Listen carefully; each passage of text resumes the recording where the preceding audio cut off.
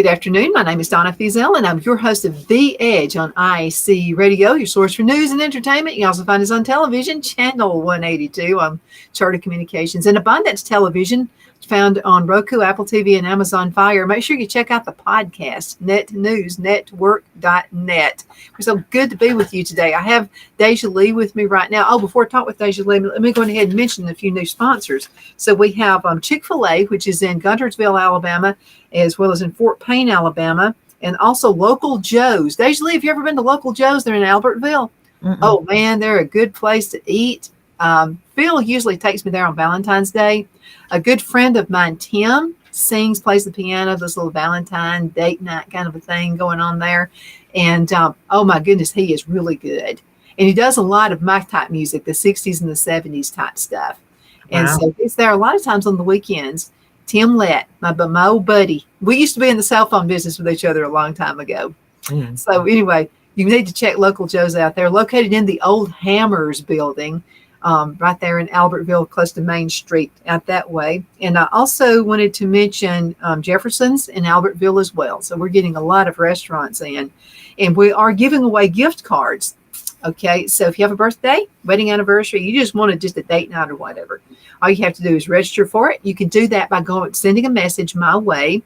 You can send an email to Donna@DonnasEdge.com. Donna@DonnasEdge.com. Send a text 256-659-4319. Okay, so we are all about gardening. I love gardening, and I'm always fearful because I can see the handwriting on the wall. Supply chain, different things happening with the economy. There might be a time soon we're not going to be able to find the food we need. And I just like my own plants anyway, because I know what's in it and I don't have to worry about. And one thing I really learned, I wanted to get your advice on this. I go to DeJoly for everything. And this is, whether it's mental or whether it's gardening, she's my really good friend. So I got to have her in my life. So, and this is about compost. Okay. Something. Oh, I thought it was going to be earth shattering, and it's about compost. It is earth shattering. So think about this. So we were talking in class about compost and about manure. And so we're talking about chicken manure, and you and I have chickens, and it is really, really good compost. You have to mix it though with dirt and what have you, perlite, whatever you want to do that with. But what I learned is you have to really be careful with cow manure, because some of the things that are out there in the pasture they use for a pesticide, it passes through the cow. Now I know this is a weird subject, but if you're gardening, you need to know this stuff. So it passes through the cow. However, if you use their manure on your gardening, it can be an issue.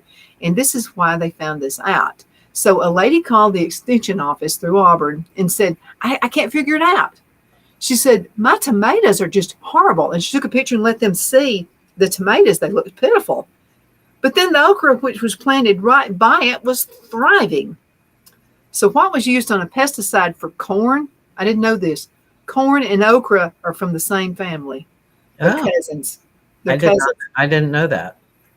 So what they used for a pesticide for the corn was okay to use the cow manure for the okra, but it practically killed the tomato. Wow. And right in the same spot in the garden. Well, what I use is horse manure and the straw that they use in the stalls. Oh. I have a friend who has open pasture, and it doesn't have anything growing on it. Hasn't for years. Mm-hmm. So now all the grass that the horses are eating is basically organic because there's nothing on it, even in the ground. Mm-hmm. So I get her manure and straw, and that's really nice. But I also have a lot of my own leaves because I live in the woods, and I have sticks and that kind of thing. And I have I do not put any fat or meat or anything like that, mm-hmm. fish, nothing like that in my compost. Mm-hmm. So it's all vegetation, and it's very rich when it kind of composts down into dirt. So you can't buy it in a bag at a big store anywhere like that. I mean, this compost, you can get your hands and do this, and it sticks together. I mean, it's not sticky or anything like that, but it's rich. It's Yeah. rich in nutrients. Right. Yeah, mine is. In fact, where I moved the compost pile over to a different spot, I usually try to rotate places. I have two going at all times, and one is for the old, like once a year I'll use it. Every other year I'll use the one that's already composted. So Mhm. it's like they're each growing, growing. They're not growing. They're decaying, becoming compost. And so I give them each a year, and usually it takes about a year for any kind of manure to compost down into, not having anything growing. Mhm. So yeah, mine is basically all vegetation Mhm. because even though there's manure in it, that's vegetation. They only eat grass, grass and bugs when they get them, But Mhm. And there are good bugs and bad bugs. yeah, There's some you actually want in your garden. yeah. Some you want in your garden, some you don't. I've got some kind of a bug coming onto my broccoli, and so I've taken off leaves, and I'm hoping that it doesn't kill them, whatever it is. So just keeping a good lookout on it. So if you take off those particular leaves, that's going to really help the plant. Yeah, I think it should. It should, because that's what seems to be killing the plant. Something is on the leaves. So Mhm. as you were saying, prune them. They seem to be coming back. Mhm. The old farmers, like I've said before, they're the smartest people you'll ever meet. And I remember my granddad, some things he would do in the garden is coming back to me now. And so he would prune his tomatoes all through the growing season, and he never had the rot. And they almost look like a tree because here with the stem, you got your roots down here, and then you got your stem, and the leaves tell you the success of the whole thing. Yeah. So if you got good leaves, you got a good, healthy plant. It tells you something about the roots. So the stem would be growing up like this and look almost like a tree. Mm-hmm. But he didn't have rotten tomatoes either because they were not hitting the ground. And I think it made the stem stronger. Stronger. Yeah. Yeah. I saw that too. In fact, I do that, but I don't do it as as a way in order for them to have like a tree, but it does come. They do get stronger. I used to take the extra little leaves that come. When the leaves come up, they have a place where another leaf can come up too, and I take that out so that it doesn't get too bushy at the bottom. But I think that I made. I have some tomato plants. I'll try that on. I'll see if I can get them to grow strong stems. Mm-hmm. Yeah. So that's what I started doing last year. And then, of course, I used the concrete, blocks, and Mm-hmm. that helped. So I had tomatoes last year when a lot of people didn't, but it was because of the rainy season. Mm-hmm. We just had flooding rains. And then again, I live in almost like living in the Florida in the swamps. When it rains, I am not kidding you. I think you've been to the house after a rain, and it was like your feet will actually go down into the ground. There is just so much of it. I mean, it's incredible. Hmm. You're fortunate though, believe me, because I live on rock. I live on the mountain and I live on a rock. So I have to bring in dirt, and I don't slush around, and I don't get sink down in the dirt. I'll say this: if you live on my farm, if you come visit, you really need to get a good pair of rubber boots. So every time I see them at Shepherd's Cove Thrift Shop, you'll see them all the time. Really? Yeah. And sometimes they'll sell for $3, sometimes $6, and I grab them, and I've several pair out there. Hmm. I need a pair. I don't have a pair, but I want a pair. Oh, Just I so look real tough in those rubber boots. Yeah, I'm real cool. that's what I want. I want to look cool in my rubber boots. Yeah, I promise you, if I had grandkids, they would be embarrassed. They would look at me like, Yeah, that's fun. That's a fun way to play in the garden. Just put on some outfit. hey, you don't have to worry about it. Right. And I'm out in the back. Who's going to see me except for the squirrels and stuff anyway? That's right. Hey, we're mismatched everything. Yeah, who cares? Yeah. So how important is it? Because a garden is really a place of solitude as far as I'm concerned. I mean, Yeah. it's just the solitude. and we kind of get away from things and the hustle and bustle of things. Of course, I bring everybody into my garden when I'm filming it. but anyway, how important is it to choose the right location? Like, I don't want it in the front yard. We have too many cars passing by. I want privacy. So mine is in the backyard. So I have a berm, and I plant, flowers and that kind of thing are there, but all of the vegetables and the greenhouse are at the back, because I do want privacy, and I think that it's also the place where there's most sun. So mine too. The berm creates a shady area that's semi-shady for other plants, that kind of thing. But it helps me to have the privacy to just be in the garden and not worry about having to raise my hand to say hi to anybody.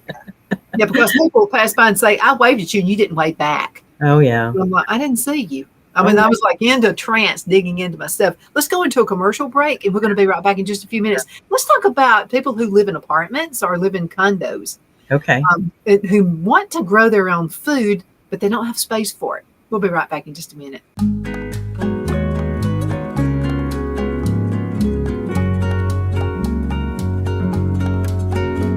At Lamone's Mexican Restaurant, located in Henniger, Alabama, and voted Best Mexican Restaurant of DeKalb County, Alabama 2020, we're here to serve you with authentic Mexican cuisine. Order easily online by going to lamonesmex.com or call 256-657-3999 to place your order.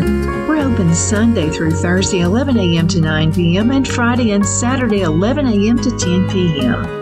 Whether you're celebrating a cozy date night for two or a celebration for a crowd, at Lamone's you'll love our atmosphere and friendly servers. Thank you for dining with Lamone's Mexican Restaurant.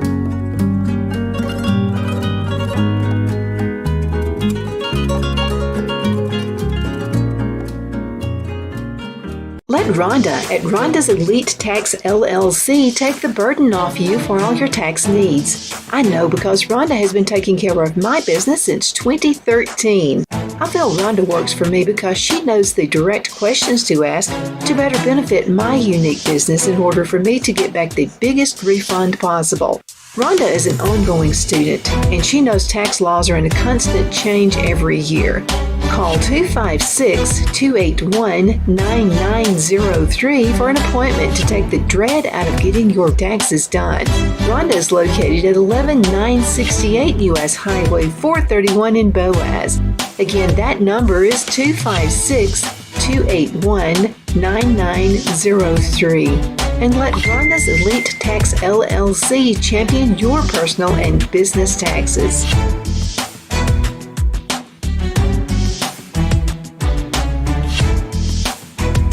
At Liberty Bank, we're all about community, whether it's to help with a charity fundraiser or help families in need. Toys at Christmas or a local football team, we're here for you. You see, we realize the importance of family. Sometimes it's to build a new home or necessary home repairs. We're here for you. If you like the feel of a small town bank with all the conveniences of a big city bank, we're here to serve you. You will find us at any of our convenient locations in DeKalb, Marshall, Etowah, and Blount counties in North Alabama. You can call and speak with any of our friendly staff at 256-659-2175 or check us out on the web at libertybankal.com. And thank you for your support of our community. Member FDIC, Equal Housing Lender.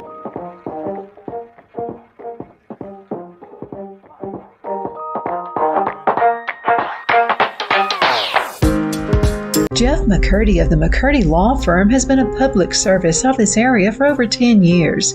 McCurdy, a member of the Henniger City Council, serves as prosecutor for the town of Sylvania and was named public defender for the city of Rainsville. The McCurdy Law Firm is located at 17326 Alabama Highway 75 in Henniger to better represent his Jackson and DeKalb County clients. If you need to be represented by a true public servant with proven success, call Jeff at 256-996-8701 or send a private email to mccurdylawfirm@gmail.com. No representation is made that the legal services performed is greater than the legal services performed by other lawyers.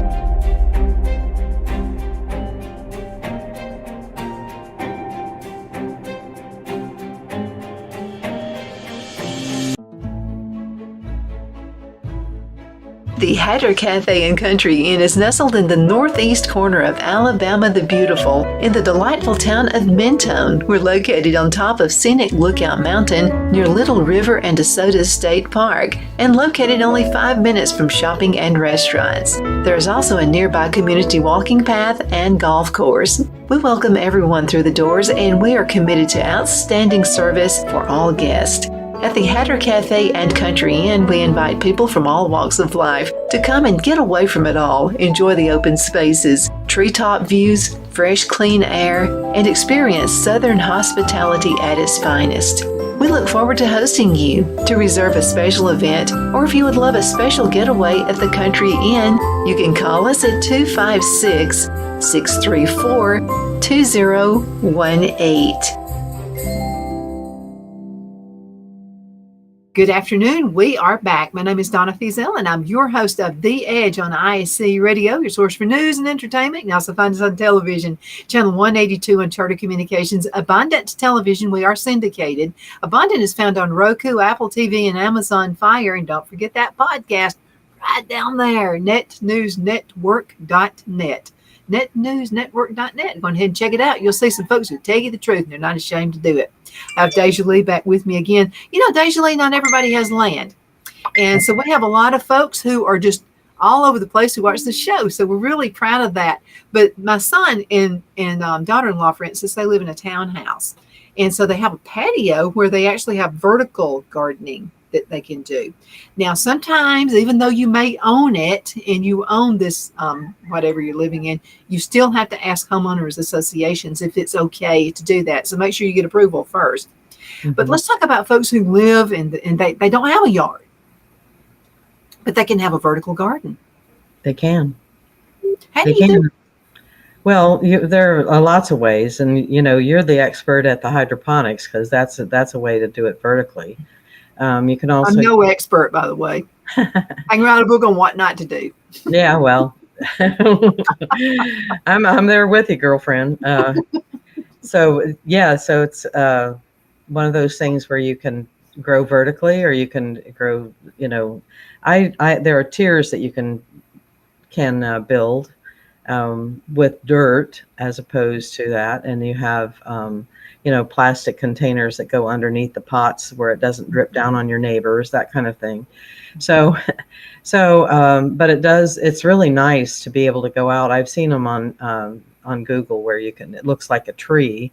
Mm-hmm. And you just go out and pick from the tree, whatever you want. It's nice. There are a lot of people that live in lower level condos that have like a wall around them, a brick wall or a stone wall around them. And you can grow things inside those bricks, inside the wall and inside the stones.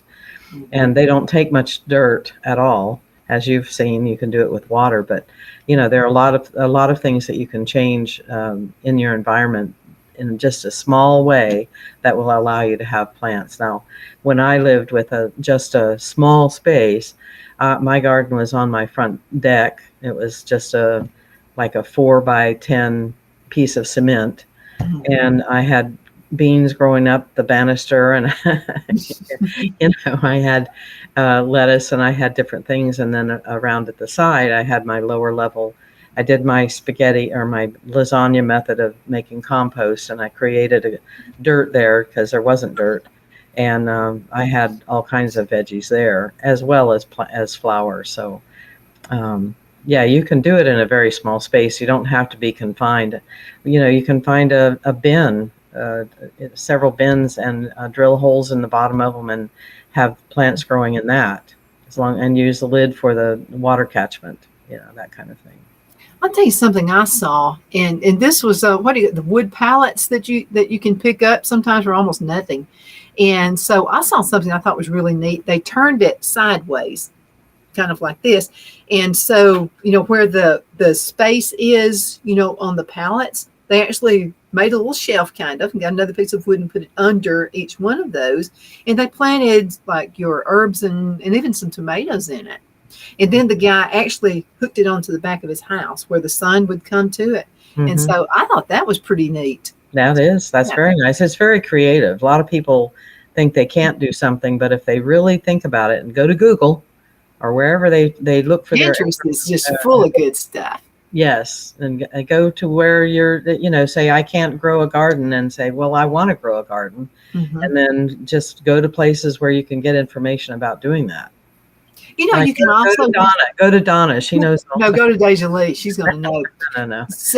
So some people actually use, those shopping bags that are made out of fabric. Some Mhm. people actually grow gardens out of that. But now you mentioned the tree, kind of a tree effect, Mhm. because you have to be really careful. You have to make sure the sun comes in. So if you have something growing on the bottom, you don't want it blocking everything else. Right. So kind of do it in a tree form.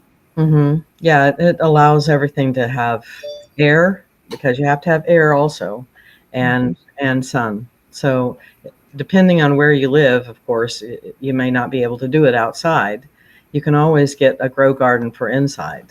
Like I had it's a hydroponic grow garden inside, and I had lettuce all year long with that. So you can also grow tomatoes and that kind of thing in a grow with a grow light and a hydroponic grower. You can grow just about anything anywhere. Yeah, I've seen people actually growing tomatoes. One lady who's been on the show before said she actually grows tomatoes inside the house. But the only thing she has found that actually works are the Romas or the little cherry tomatoes. So That's because they're small. Yeah. They grow short. Yeah, it's very hard. It's hard to grow a tall level plant inside, especially even if you have a grow light. It can be difficult. Because they do have large tap roots. I was very surprised at the tap root that a pepper plant has, or a tomato. They really grow deep, and so you just have to be aware that of the kind of plant you want and what kind of container. Now I use the big bins that are like 22 to 24 inches tall for some of my plants, like my potatoes, but because they grow. Some of them grow down and some of them grow up. So depending on on the kind of potato, I use the larger bins, and that would be okay for inside as well if you wanted to grow something with a larger taproot inside. But you just have to have the right lighting and some good water and dirt and some fertilizer that's natural, and you've got your plants. So how do you grow potatoes? I mean, what's the first step? How are you successful? Well, first of all, I start from organic potatoes. I can buy organic potatoes in the supermarket, and I'll wait for them to get to a place where the eyes are starting to change. And because You get those little sprouts that start growing out. On sweet potatoes, they call them slips, and they go straight up. They're just like poof. And those, you just pull those off and stick them in dirt, and they will grow. And those sweet potatoes grow down. In other words, you see a lot of leaves at the top, but the actual potatoes are on the bottom. Whereas if you want a white potato, same thing.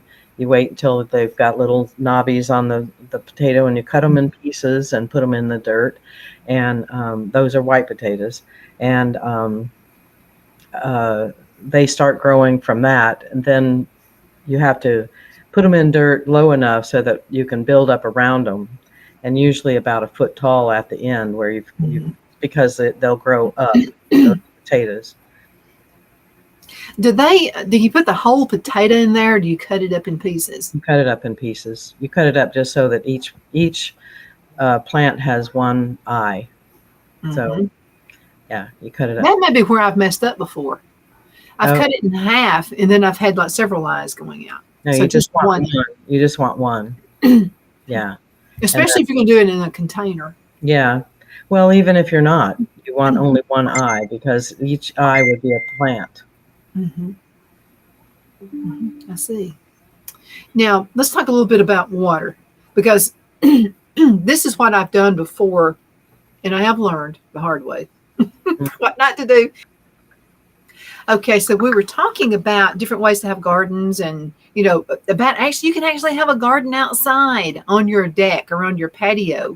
So let's just say you just really you just don't want to dig up a garden. So we've been talking about patio gardening and that kind of thing, but it is important to be able to have airflow and letting the sun come in to saturate everything. That's right. That's right.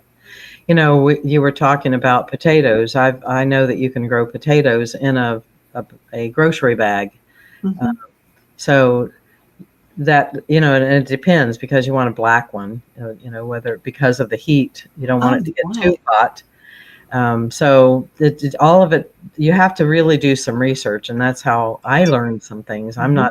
I'm not naturally totally informed about gardening like you have a grandfather who was into gardening. For me, I didn't have that experience, so I purposely went and learned about different things. And I'm really proud of you for taking that gardening class at the. Oh, I'm tickled. Yeah, you need to take that gardening class. You'll learn so much. There's so much insight to that. But something, you said something about my granddad being a farmer. I didn't pay attention like I should have. Well, I was off petting a dog or chasing a cat or trying to go fishing or something like that. So I wasn't really paying a whole lot of attention. But some of the things really do come back. They actually do sink in. Mm-hmm. Yeah. But it's when you don't, we take in so much information when we don't even know it. Really? It's all around us. Every second of every day, every millisecond, we're taking in information. That's and crazy. we filter it so that because it's so much that we can't deal with all of it. So, your granddad was trying to show you a way of life, and you obviously some of it soaked in because it's in your body that you want to be in the garden.